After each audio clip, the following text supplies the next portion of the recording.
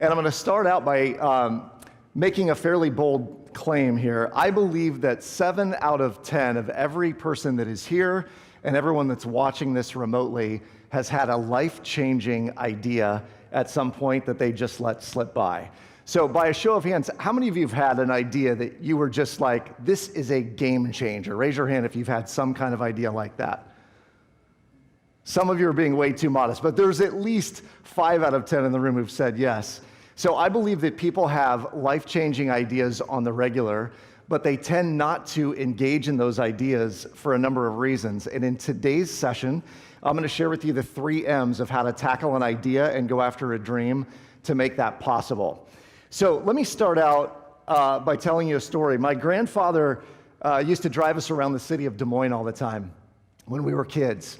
And he would love to share with us haunts that he had when he was a kid.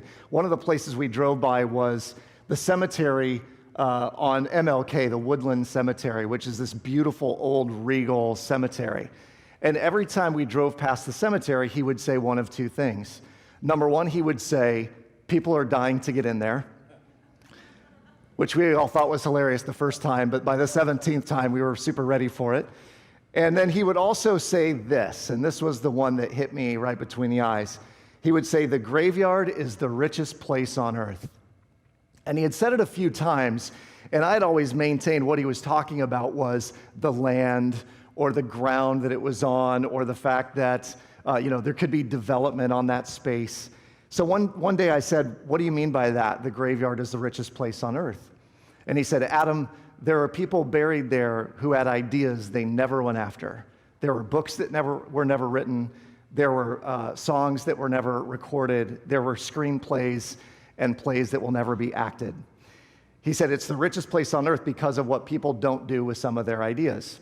And what I realized was my granddad had stolen that from a guy named Les Brown, who's a famous motivational speaker, who used to say, the graveyard is the richest place on earth, and for all of those very specific reasons. So when I heard it, I was left with one main idea, and that was that I was never going to let ideas go by without giving them their just desserts, without thinking through them, without letting my imagination percolate on whatever those ideas were. So in today's session, I'm going to talk about how I go after those ideas, because I am an idea guy, and I think the world needs more idea men and idea women out there going after their ideas.